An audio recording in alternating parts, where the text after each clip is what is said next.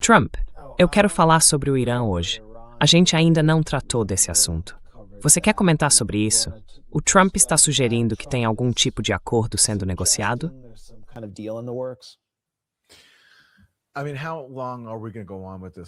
Quer dizer, até quando a gente vai continuar com isso? O Trump diz que está prestes a fechar um acordo, que já está tudo resolvido. E aí o Irã vem e fala a verdade, dizendo que, na real, nada foi resolvido. Então é isso. Essa é a última atualização que a gente tem. O Trump estava indo para uma reunião na Casa Branca, dizendo que ia decidir se aprova ou não um acordo de paz com o Irã. Pelo que parece, existe um entendimento geral que pode estender o cessar-fogo. Isso envolveria uma reabertura parcial do Estreito de Hormuz e talvez parte dos bens roubados do Irã sejam devolvidos. Uma fração do dinheiro que os Estados Unidos tiraram do Irã, talvez? Ou quem sabe algumas sanções sejam suspensas como um gesto simbólico.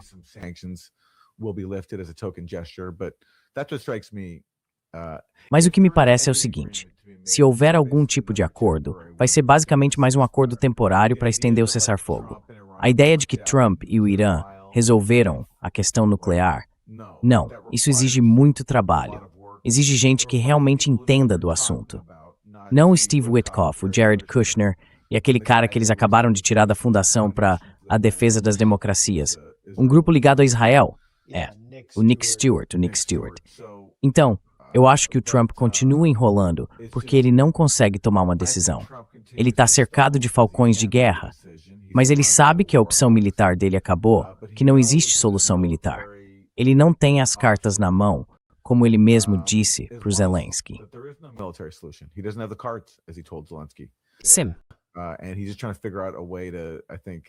E ele está só tentando achar um jeito de, eu diria, adiar a aceitação da derrota. E essa semana ele começou a falar sobre os acordos de Abraão. De repente, quer que os países do Golfo que ainda não entraram nisso se juntem agora. Mas o objetivo dos acordos de Abraão é deixar os palestinos de lado, certo? Principalmente depois que o Trump colocou a região em risco com aquela guerra provocada contra o Irã. Ele acha que vão recompensá-lo assinando esse acordo de entrega. Então ele está completamente perdido. É sempre a mesma coisa, de novo e de novo.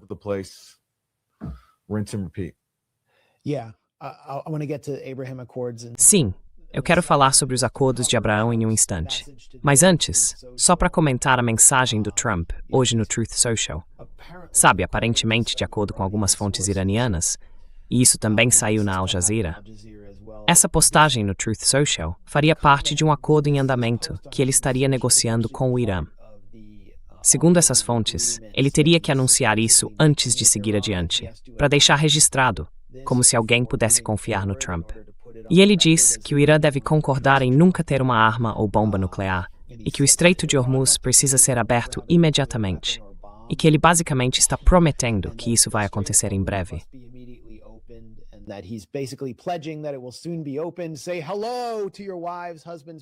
Mandem um abraço para suas esposas, maridos, pais e famílias. Da parte de mim, o seu presidente favorito. Os navios que ficaram presos no estreito vão sair e todo mundo já pode começar a voltar para casa. E aí ele fala sobre a poeira nuclear, que é como ele se refere ao urânio altamente enriquecido que foi bombardeado pela Operação Martelo da Meia-Noite, em Isfahan. Ele diz que esse material vai ser desenterrado pelos Estados Unidos, em coordenação com o que ele chama de República Islâmica do Irã, o que realmente sugere que ele fez isso sob algum tipo de pressão nas negociações, junto com a AIEA, e depois destruído. Ou seja, isso quer dizer que o material não vai necessariamente ser levado para os Estados Unidos, que era a proposta inicial.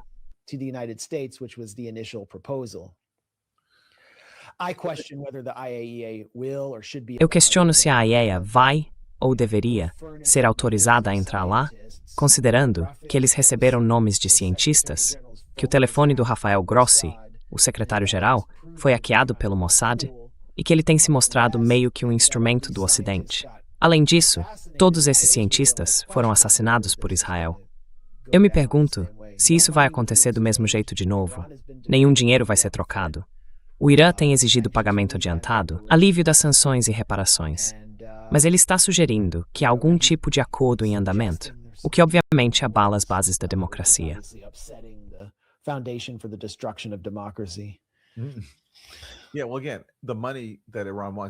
Pois é, de novo, o dinheiro que o Irã quer nada mais é do que o próprio dinheiro dele, que os Estados Unidos roubaram ou retiveram por causa de dívidas.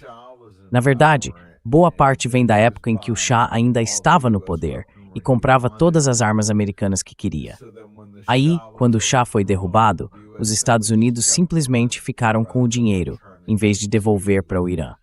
Então é dinheiro roubado que o Irã quer de volta, junto com outros bens que foram congelados em vários lugares do mundo, já que os Estados Unidos conseguem fazer isso porque controlam o sistema financeiro. E olha, para mim a principal questão é o Trump. E também, parte desse dinheiro vai para jornalistas americanos que foram fazer trilhas no Irã e acabaram presos lá. Um deles foi o Shane Bauer, que recebeu algo em torno de 300 milhões de dólares em bens iranianos confiscados. E aí, depois que eles são libertados, começam a fazer campanha por uma mudança de regime contra um dos principais aliados do Irã na Síria. Eu até tinha esquecido desse cara. Esse dinheiro roubado, que poderia ter sido usado para financiar programas sociais no Irã, agora está sendo usado para permitir que um jornalista fracassado da região da Bahia viva no luxo. É uma boa vida. É uma boa vida. Bom para ele. Mas a minha pergunta é para o Trump. Ele vai ter coragem de enfrentar o Netanyahu e dizer para ele parar com essa guerra de agressão no Líbano? Porque é isso que o Irã está exigindo. O Irã insiste em ligar qualquer cessar-fogo ao Líbano. E o Trump vai realmente levar isso adiante? Ele consegue mesmo dizer para o Netanyahu parar com isso? Eu acho que se ele quisesse, ele poderia. A questão é, ele tem firmeza para isso. Ele está disposto a irritar a Mary Madison, o Lindsey Graham e todos esses falcões da guerra e defensores incondicionais de Israel que estão ao redor dele.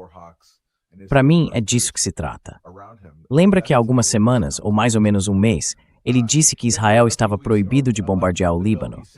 Então, o que aconteceu com aquilo?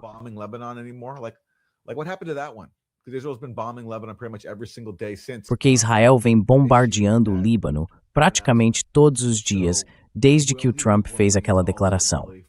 Então, será que ele vai realmente levar isso adiante? Acho que essa é a grande questão. E sobre o Irã, será que agora eles vão mesmo concordar em não ter uma arma nuclear, depois de tudo que passaram? Pois é, exatamente. Se eu tivesse no lugar deles, não sei o que faria. Acho que eles estão numa situação muito difícil. Se abrirem mão de uma arma nuclear de forma permanente, para sempre, ficam vulneráveis a duas potências que já os atacaram várias vezes e que têm armas nucleares. Mas, por outro lado, se decidirem buscar uma arma nuclear, também estariam convidando um novo ataque dos Estados Unidos e de Israel, possivelmente até com armas nucleares. Aqui está a ameaça de um ataque dos Estados Unidos, depois que o país fracassou completamente, em todos os níveis, militarmente falando. Os adversários sabem o que vem por aí. E é nesse momento que Esse é o nosso secretário da guerra. enfrentar a fúria das Forças Armadas Americanas ou recuar. E aí você abre um leque inteiro de opções para os Estados Unidos e para o presidente. Tá vendo como eles estão segurando os braços? Disseram para eles fazerem isso, porque se alguém tiver o umbigo para fora, eles não querem repetir o desastre de imagem que o Trump teve na Casa Branca. Aquele caso do cara com uma barriga enorme e o umbigo saltado, parecia que o cordão umbilical dele tinha sido cortado com um alicate no nascimento. Então, mandaram eles ficarem nessa posição e também para esconder a barriga. Alguns não estão em boa forma, mas estão fazendo treino de manhã cedo com o Pete Hegseth. E é tipo assim, sabe? Esses são os caras que, teoricamente, seriam as forças de linha de frente para tomar a ilha de Karg. Olha o cara filmando. Tipo, de onde eles vieram? O Irã tem uma escolha: desistir do seu programa nuclear? Look at the guy filming.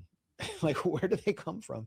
Iran has a choice: give up your nuclear program, And as the president said, I'm lost on time. 2 days ago now.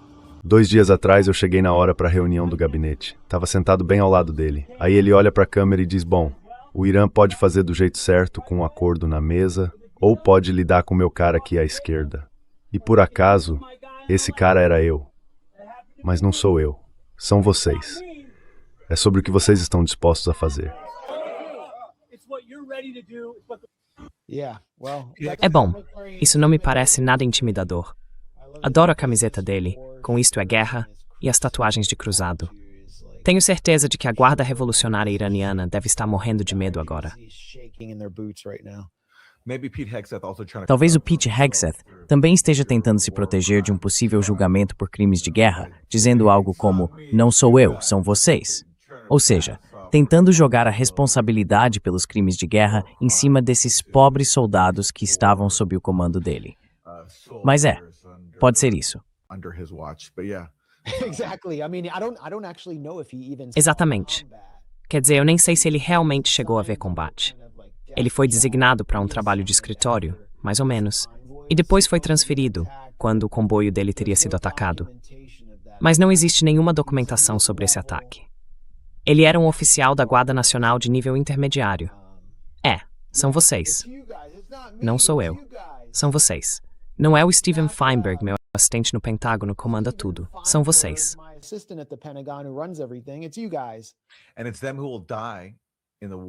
E são eles que vão morrer na guerra, que ele e o Trump vão começar.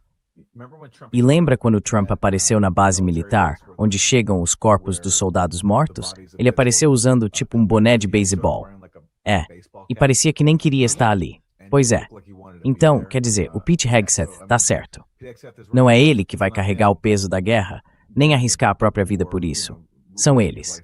E claro, muito mais gente dentro do Irã, além de todos os que eles já mataram. On top of all the money that they've already killed.